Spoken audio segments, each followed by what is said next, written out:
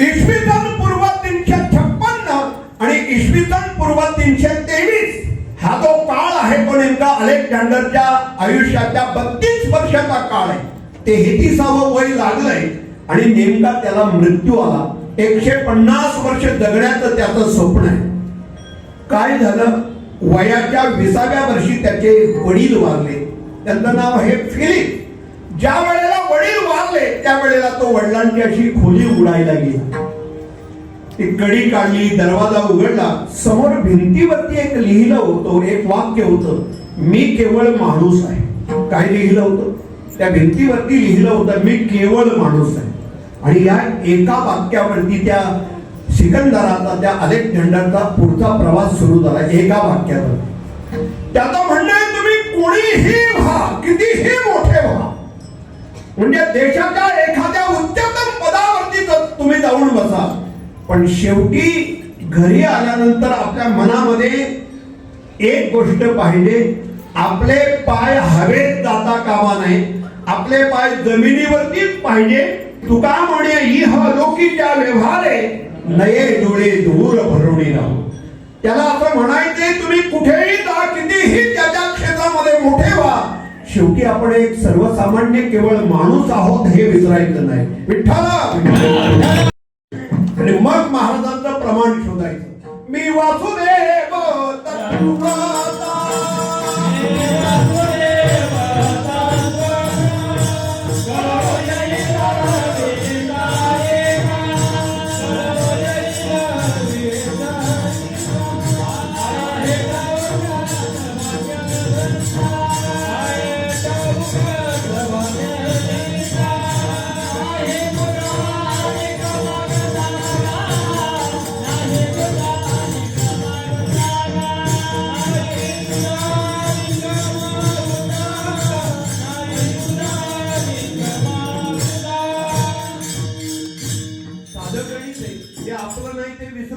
आणि आपलं आहे ते आठवायचंय.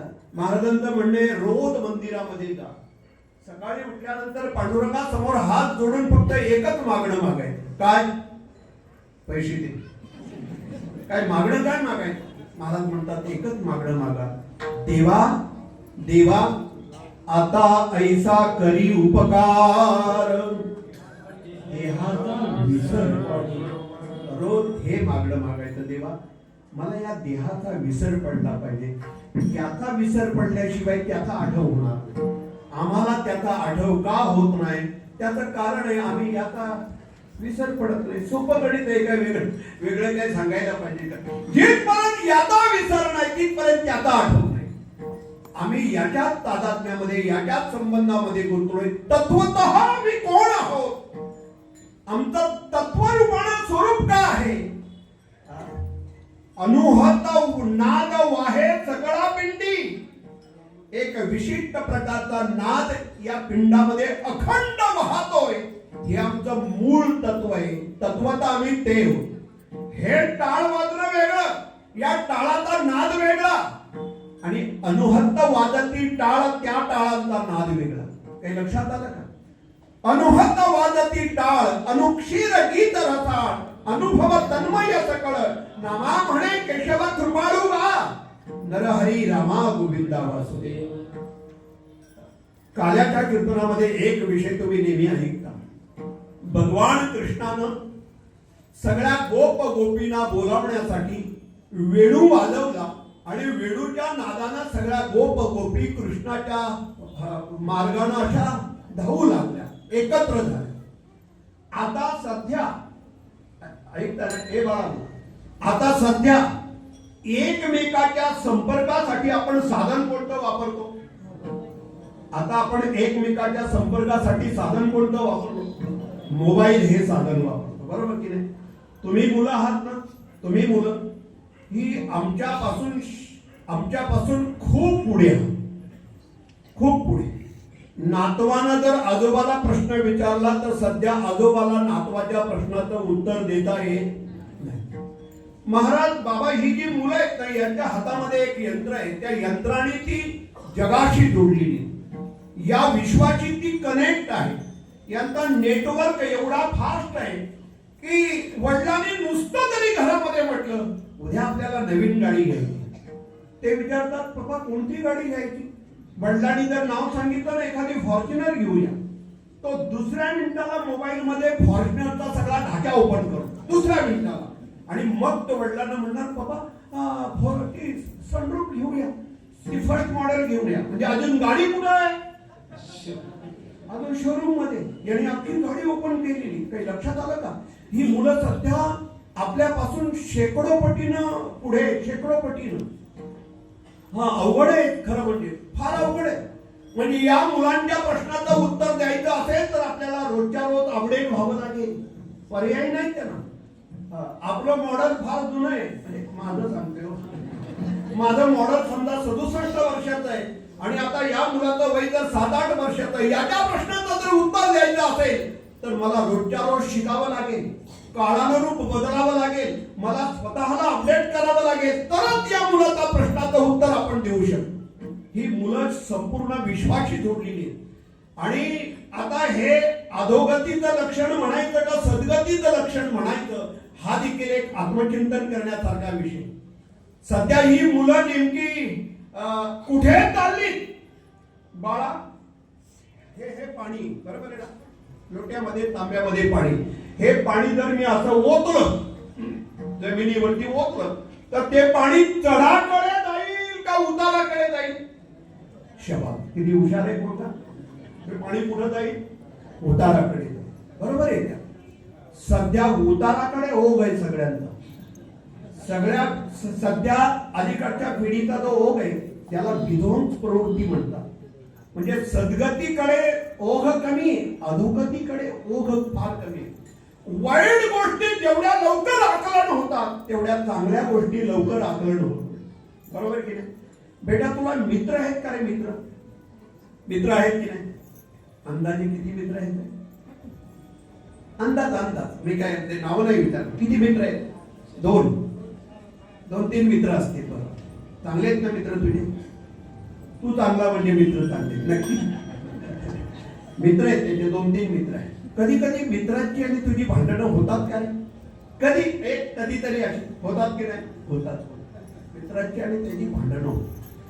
मग भांडणं जर झाली तर तुझे मित्र तुला शिव्या देतात का? भांडणं झाली, हा चांगला आहे, मी काय बोललो, हा चांगला आहे, पण भांडणामध्ये त्याचे मित्र याला शिव्या देतात. मग तुझ्या मित्रानं भांडणामध्ये जर तुला शिव्या दिल्या, तुझी मर्यादा, तुझी सहनशीलता संपली. मग त्याने दिलेल्या शिव्या, म्हणजे मित्रांनी जर तुला शिव्या दिल्या, तुला जर परत त्या मित्राला शिव्या द्यायच्या असतील तर मित्रांनी दिलेल्या त्याच शिव्या तू देतोस का दुसऱ्या देतोस? दुसऱ्या. लक्षात आलं? हे बघ, हे आता गमते. लक्षात आलं? म्हणजे मित्रांनी दिलेल्या शिव्या देत नाही, तो कुठल्या देतो? दुसऱ्या शिव्या देतो. बघा, गमतीचा विषय सोडा. या शिव्या त्याला मम्मीने शिकवल्या का? नाही. या शिव्या मॅडमने शिकवल्या का? नाही. वडिलांनी शिकवल्या का? स्कूल मध्ये सरांनी शिकवल्या का? मग या आल्या कुठे? बरं, याचं काही बुक आहे का, पुस्तक आहे का कुठे? एखाद्या शेलक्या 50 शिव्यांचं पुस्तक आहे का कुठे? मग पाठ झाल्या कशा? बघा, गमतीवारी नेण्यासारखा विषय नाही. याचा अर्थ असा आहे, सध्याच्या माणसाचा जो ओघ आहे तो वाईटाकडे, विनाशाकडे, वाईट गोष्टीकडे लवकर विठ्ठल अंगी मुरला छंद, भोग भोगिताची अटळा भेद, टाळा टाळी लोपला नाद. हा टाळाचा नाद अंगामध्ये मोराला पाहिजे.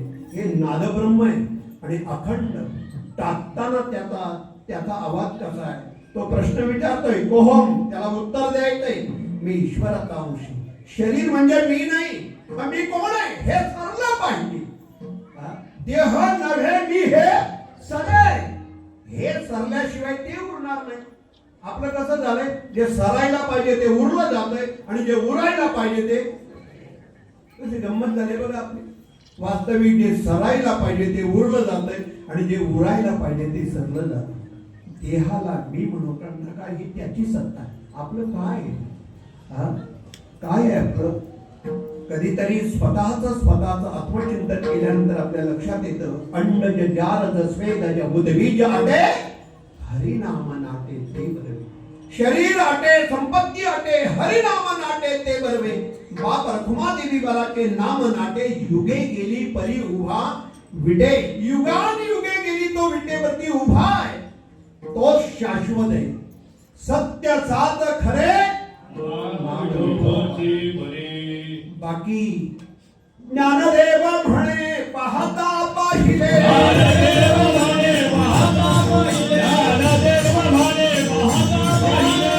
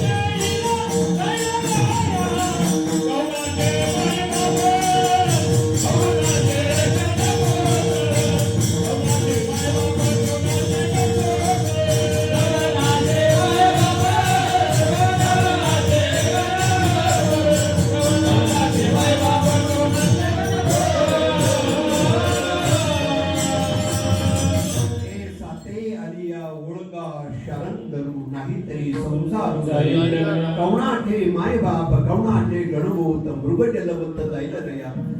विषयाचे समसुख वेगळाची गौरी अमराची सावरी जाईल रया. ज्ञानदेव म्हणे पाहता पाहिले सुपणीचे चाहिले जाईल रया. काय आहे हे? ममत्व आहे, हे तादात्म्य. म्हणून हे सरलं पाहिजे. एक सरल्याशिवाय एक उरलं जात. तो आणि मी तो उरायचा असेल तर यात हा देह मी आहे हे जे वारंवार आहे, मी आणि माझे. न घरी टाकी परते ओझे भाव बळे फळती विजय. बाप रखुमा देवी विठ्ठले. मी आणि माझी आठवण विठ्ठले. दयाचे अंतःकरण पार्था तो संन्यासी दान निरंतर. संन्यासी तो जो मी आणि माझी आठवण विसरला. आपण त्याच वन आहे, त्याच्याच भ्रमामध्ये, त्याच्याच ह्याच्यामध्ये वावरतो. कोण मी आणि काय आपलं? साधू संतांची प्रमाण आपल्याला प्रचितीला येतात. कोणाचे मायबाप, कोणाचे गणभूत. महाभारतामध्ये 18 दिवसाच्या युद्धानंतर वंशाला नाव सांगायला कोणी देखील राहिलं नाही. अशा प्रकारची अवस्था. ज्या वेळेला द्रौपदीला गांधारीला कळलं माझे 100 पुत्र या युद्धामध्ये गेले आणि ती आक्रोश करायला लागली. अरे एखादा मुलगा तर कधी अपघातामध्ये गेला तर जन्मभर ती माय त्याचं दुःख विसरत नाही. जिचे 100 पुत्र गेले, किती डोंगरासारखं दुःख. तिच्या कानावर आलं माझे 100 पुत्र गेले. आणि त्यावेळेला शेवटच्या क्षणी जाता जाता का होईना पण आपल्या लेकरांना पाहावं, लेकरांची तोंड पाहावीत म्हणून ती असा आक्रोश करत ती कुरुक्षेत्राकडे धावायला लागली. युद्धाच्या ठिकाणी मढ्यांचा प्रेतांचा खच पडला होता. 42.5 लाख माणसं एकमेकाशी झुंज देत होती. 150 किलोमीटरचं ते मैदान आहे. 48 कोसाचं मैदान आहे कुरुक्षेत्रात. आणि अशा भल्या विस्तीर्ण मैदानावरती हे चालू असणारं युद्ध. आणि त्या युद्धाचा शेवट 18व्या दिवशी कौरवांच्या वंशाला नाव सांगायला कोणी राहिलं. ज्या वेळेला ती आली त्यावेळेला आपल्या उघड्या डोळ्यानं आपल्या मुलांची, आपल्या लेकरांची प्रेत पाहायला लागली आणि आक्रोश करायला लागली, हंबरडा फोडायला लागली.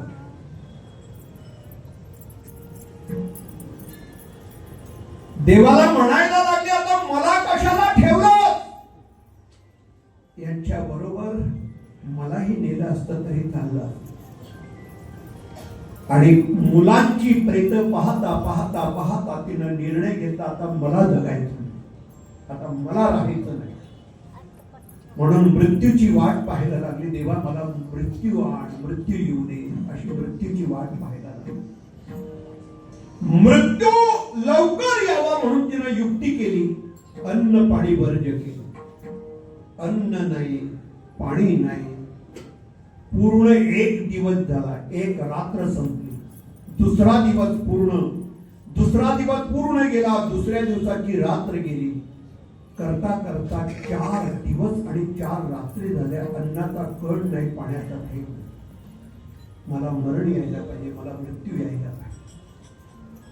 आणि ही बातमी भगवान कृष्णाला कळली की गांधारी माता मरायला निघाली. कृष्ण भगवान परमात्म्याने विचार केला, आपण थोडीशी परीक्षा घेऊया.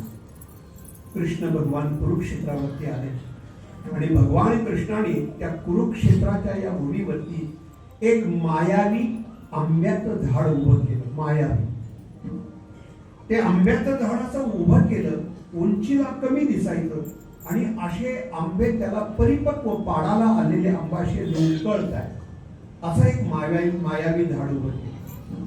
4 दिवस 4 रात्र अन्न पाण्याविना उपवाशी असणारी गांधारी तिचं लक्ष त्या आंब्याकडे गेलं. तिच्या मनामध्ये इच्छा निर्माण झाली, एखादा आंबा खावा. इच्छा निर्माण झाली का त्यांनी केली? त्यांनी निर्माण केली. तिला असं वाटलं एक आंबा खावा. तिचं लक्ष गेलं आंब्याकडे. इच्छा निर्माण झाली, एखादा आंबा खावा. आजूबाजूला पाहिलं, कुणी मला पाहत नाही, कुणी मला बघत नाही. गाडीवरून पडल्यानंतर स्वतःला किती लागलं ते त्याच्याकडे म्हणतो नाही का, मला कुणी पाहिलंय का, ही फजिती त्याला नको असते. ती आजूबाजूला पाहते, मला कुणी पाहतंय का. आणि मग त्या आंब्याच्या जवळ हळूहळू बसूनच अशी घसरत अशी सरकत ती पुढे गेली. आंब्याच्या जवळ आली. खाली बसल्यानंतर वरती पाहिलं, आंबे उंचीला एकदम कमी आहे. आपण उभं राहिलं की हातात येईल म्हणून ती आधार घेऊन उभी. अन्न नाही, पाणी नाही. 4 दिवस 4 रात्र अशी क्रुश झालेली आणि अशा अवस्थेत ती उभी राहिली आणि आंबा असा हातात घ्यायला पाहते. तो आंबाचा विधवर नेमका अंतराने थोडा वरती जायचा. मग काय करायची? अशा टाचावरती करायची. टाचावरती करून आंबा पकडायला जायची. तो आंबा काय हाती येईना. पुन्हा खाली बसल्यानंतर असं वाटायचं अरे आंबा जवळ आहे. पुन्हा उभी राहिली. पुन्हा टाचावरती केल्या. आंबा काय हाती येईना. अन्न नाही, पाणी नाही, उपवाशी आहे. इच्छा प्रखर झालेली, आंबा खावा. काय करावं. आणि पटकन पुढे लक्ष गेलं. दुर्योधनाचं मळ पडलं. पोटच्या पोराचं, पोटच्या लेकाचं मळ पडलं होतं. गांधारी माता त्या दुर्योधनाच्या मळ्याजवळ गेली, त्याचे पाय धरले आणि ते मळ ओढत नेमकं आंब्याच्या जवळ आणलं. आंब्याच्या खाली आणलं. त्या दुर्योधनाच्या छातीवरती उभी राहिली आणि आंबा काढायला लागला. त्याचा आंबा हातात आला. तिकडे भगवान कृष्णाने टाळ्या वाजवल्या. तेच पाहिजे होतं. मला वाटतं हे बघूनच संत ज्ञानेश्वर महाराजांनी अभंग घेतलेला असावा. कवडाचे माय बाप. हा आपला भ्रम आहे. भ्रम आहे. वयाच्या 20व्या पर्यंत जगद्गुरु संत तुकाराम महाराजांनी हे सगळं अनुभवलंय आणि मग महाराज म्हणतायत, जन हे सुखाचे अंतकाळी वा कोणी नाही. गाव कोपला, पाटील कोपला, म्हणजे नैसर्गिक आपत्ती, दैवी आपत्ती, या सगळ्या आपत्तीनं जीवन ग्रासलेलं आहे. 17व्या वर्षी महाराजांच्या आई वडिलांनी निरोप घेतलाय. जगद्गुरु संत तुकाराम महाराजांच्या डोक्यावरचं छत्र नेमकं निघून गेलं आई वडिलांचं. महाराजांच्या वयाच्या 19-19.5व्या वर्षी घरातली 6 माणसं महाराजांना सोडून गेली. एवढ्यानं नियतीचं समाधान झालं नाही, देवाचं समाधान झालं नाही. आणि महाराजांच्या जीवनावरती 2 वर्षाचा दुर्गादेवी नावाचा दुष्काळ, त्या दुष्काळाने घाला घातला आहे. हा 2 वर्षाचा दुष्काळ आहे. महाराष्ट्राच्या इतिहासामध्ये त्याला दुर्गादेवी दुष्काळ म्हणतात. म्हणजे शके 1551 आणि 1552 इसवी सन 1629 आणि 1630 हा नेमका काळ आणि याच काळामध्ये महाराजांच्या या दुष्काळानं प्रपंचाची संसाराची दाही दिशा पांडुरंगाच्या जवळ गेले आणि पांडुरंगाला म्हणतात, कोणाच्या आधारे करू मी विचार, कोण देईल धीर माझ्या जीवा. आणि निर्णय घेतला भंडारा भामचंद्र घोरावडेश्वर. आता चिंतनाला सुरुवात. वयाचं 24वं वर्ष सुरू झालं आणि एक आगंतुक महाराजांच्या जीवनामध्ये अशी अलौकिक घटना घडली. ती घटना ज्या वेळेला घडली तो महिना नेमका माघ महिन्याचा होता. हाच तो महिना 3 दिवसापूर्वीचा काळ आहे. तो वार गुरुवार होता आणि त्या दिवशी योगायोगानं दशमी होती. 10 जानेवारी ही तारीख होती. 1633 चा काळ होता. 10 जानेवारी 1633 आणि माघ महिन्यातला गुरुवार आणि शुद्ध दशमी. आणि या दिवशी महाराजांच्या जीवनात ती घटना घडली की अशा महात्म्यांच्या वरद हस्तानं मस्तकी तो दाणा ठेविला आणि त्या हस्तस्पर्शानं, शक्तिपाताचे हे 4 प्रकार आहेत. हस्तस्पर्शानं होणारी कृपा, दृष्टीने होणारी कृपा, शब्दरूपानं होणारी कृपा, ध्यानाने होणारी कृपा.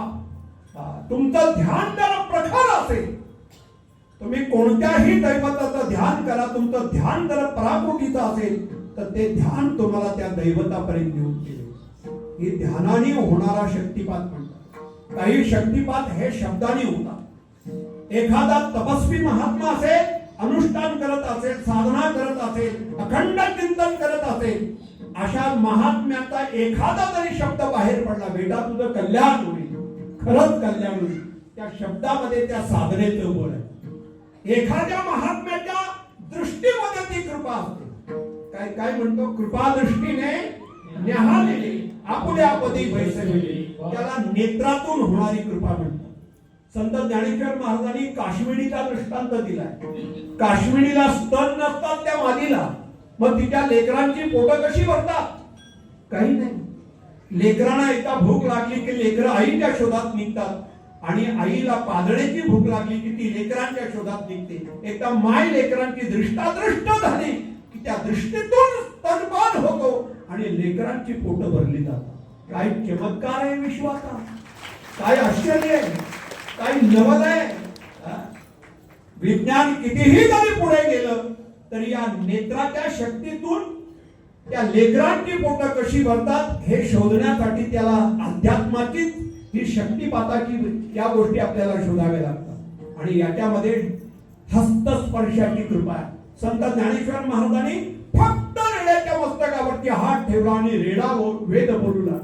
काय चमत्कार आहे. असे कितीतरी रेडे आहेत की नुसतं मस्तकावरती लावणी हात कुरवाडीला माथा जाता सांगितली चिंता न करा, सांगितली चिंता न करा, सांगितली चिंता न करा. लावणी हात कुरवाडीला, हात कुरवाडीला, लावणी हात कुरवाडीला, लावणी हात कुरवाडीला,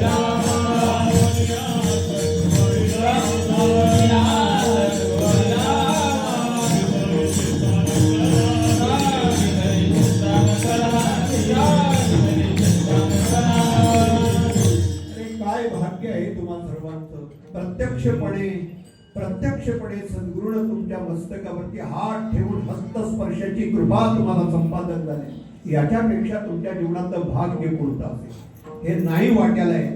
अशी माझ्यासारखी अभागी माणसं आहे त्याच्या वाट्याला नाही, हे तुम्हाला प्राप्त झालंय. लक्षात आलं, त्याला हस्तस्पर्शाची कृपा म्हणतात. संत ज्ञानेश्वर महाराजांनी एका मुलीच्या मस्तकावरती हात ठेवला आणि स्त्रियेचा तो केला पुरुष. जिही निमिष मात्रे देह पालटीला, स्त्रियेचा तो केला पुरुष. ही जी दैवी शक्ती आहे. संत तुकाराम महाराजांना वयाच्या 24व्या वर्षी अशी अघटित प्रसंग, अघटित वेळ आली की पूर्ण जीवन बदलून गेलं. म्हणून 16वं शतक हा सुवर्ण काळ मानला जातो. एका बाजूला प्रशासन आहे छत्रपती शिवाजी महाराजांचं आणि प्रबोधन आहे संत तुकाराम महाराजांचं. ज्या काळामध्ये प्रशासन आणि प्रबोधन या दोन गोष्टी एकमेकाच्या हातात हात घालतात त्यावेळेला राज्याचा, देशाचा, समाजाचा विकास हित व्हायला वेळ लागत नाही. प्रशासन कसं आहे आणि प्रबोधन कसं आहे, हा काळ आहे तो तोमयुगाचा काळ आहे. महाराष्ट्राच्या इतिहासामध्ये 16वे शतक हे 373 वर्षानंतर जन्माला आले. साधी गोष्ट नाही. हे घडण्यासाठी 373 वर्ष गेली. 1192 ते 1565 हा 373 वर्षाचा काळ आहे. आपल्या हिंदूंचा शेवटचा राजा आहे, त्याचं नाव आहे हर्पलदेव राजा. हा रामदेवाचा जावई, देवगिरीच्या साम्राज्यावरचा हा शेवटचा राजा. तुम्ही अध्ययन करणारे वाचक वगैरे असाल, अभ्यासू असाल, तुम्हाला माहिती असेल या मधल्या 373 वर्षाच्या काळामध्ये आपल्याला आधार कोण आहे, कोण वाली आहे, आपल्याला कुणाचा आधार आहे? रयतेला, प्रजेला राजाचा आधार नाही. 373 वर्ष. ज्या वेळेला अल्लाउद्दीन खिलजीच्या पोरानं कुतुबुद्दीन खान हा ज्या वेळेला कर्नाटकाच्या घाटातून ज्या वेळेला दक्षिणेकडे आला आणि पहिल्यांदा देवगिरीच्या साम्राज्यावरती त्यांनी पाऊल ठेवलं, काय केलं असेल माहिती? अत्यंत हीन गोष्ट, अत्यंत. हा जो हर्पलदेव राजा आहे 1313 ते 1318 4 वर्ष राज्य करत होता. या हर्पलदेवाला त्या कुतुबुद्दीन खान मुबारकानं म्हणजे अल्लाउद्दीन खिलजीच्या मुलाला जिवंत त्याची चामडी काढली, जिवंत, आणि त्याचा लालबुंद देह, रक्ताळलेला देह देवगिरीच्या वेशीमध्ये असा उलटा टाकला. आणि याच्यानंतर 450 वर्षांवर आपल्याला कुणाचाच आधार नाही, कुणाचा. आणि 16वे शतक उजाडलं ते एक सुवर्ण शतक म्हणून तो उदयाला आलेला सूर्य प्रशासन छत्रपती शिवाजी महाराजांचं आणि प्रबोधन आहे संत तुकाराम महाराज. प्रत्येक शब्द, प्रत्येक अक्षर आम्हा घरी धन, शब्दातीत रत्ने, शब्दातीत शस्त्रे यज्ञ करून. महाराज, संप्रदायाची सध्याची परिस्थिती जर आपण पाहिली ना, एक वेगळा अवडंबर तयार झालाय, वेगळा पसारा, जास्त प्रदर्शन, अवडंबर, एक वेगळं स्तोम निर्माण झाल्यासारखं दिसतं. अध्यात्माचा गाभाच नेमका बाजूला पडत चाललाय. सध्या आम्ही कीर्तन, प्रवचन हे फक्त करमणूक म्हणून पाहायला लागलोय. कधीतरी उद्धाराचा आणि आत्मोन्नतीचा विचार आपल्या जीवनामध्ये ठेवा. आमचं आत्मोन्नत झालं पाहिजे, आमचा उद्धार झाला पाहिजे. खऱ्या अर्थानं जीवाचं हित जर करायचं असेल तर एकच करा, देह नव्हे मी सरला पाहिजे. आणि मग उरला उरे विठ्ठल, यासाठी काय करा? अभंगाच्या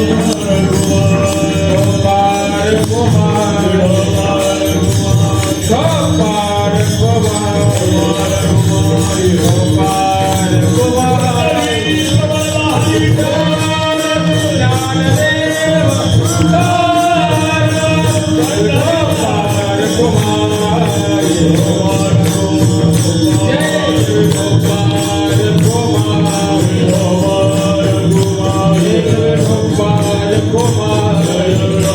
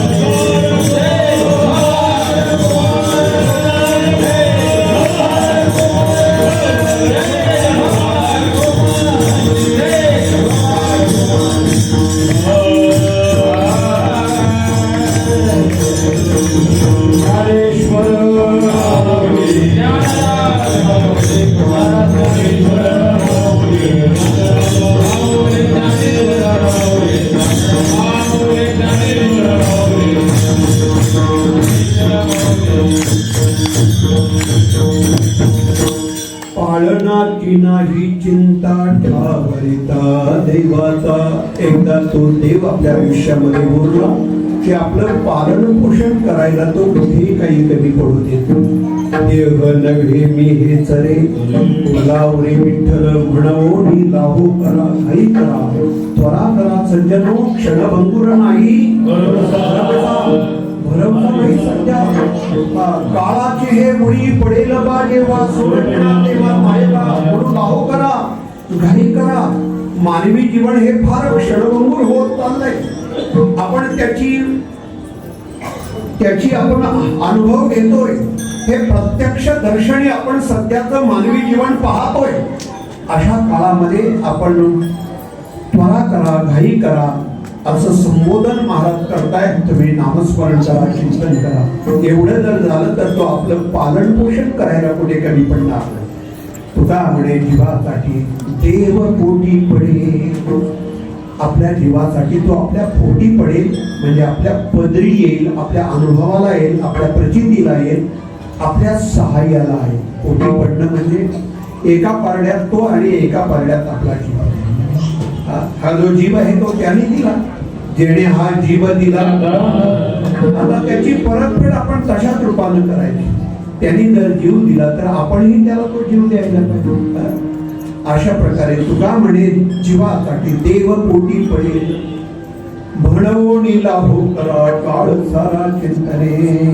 आजच्या कीर्तनाची आपली वेळ सुटलेली आहे पण आयुष्याची वेळ ही चिंतनामध्ये नामस्मरणामध्ये चाला. या अभंगात हे केंद्र, या अभंगात हे सार, आजच्या कीर्तनाचं नेमकं सार आहे. जास्तीत जास्त साधनेमध्ये, अनुष्ठानामध्ये, जपामध्ये, नामस्मरणामध्ये, चिंतनामध्ये आपला वेळ द्यायला पाहिजे.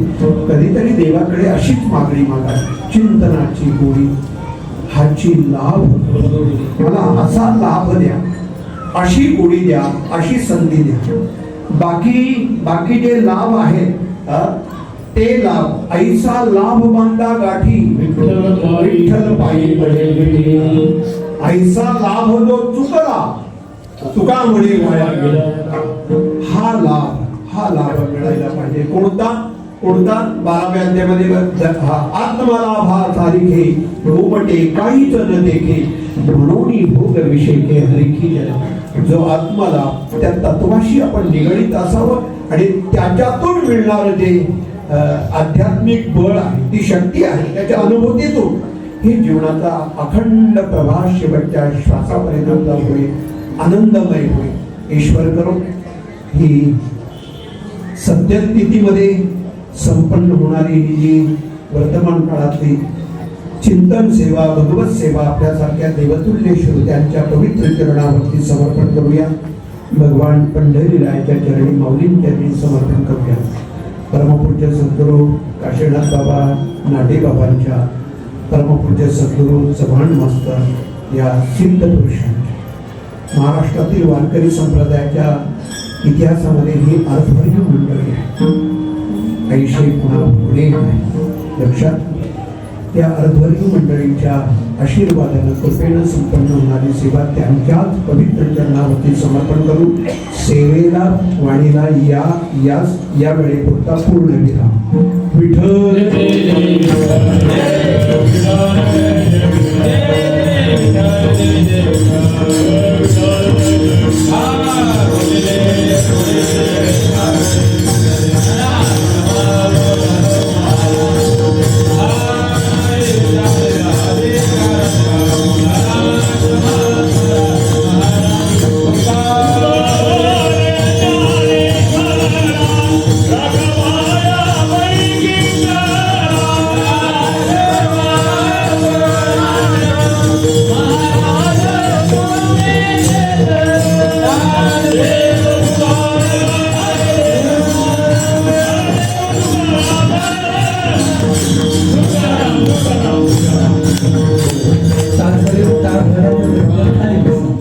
गाड्यातच प्रॉब्लेम खाली बसा. बसा खाली.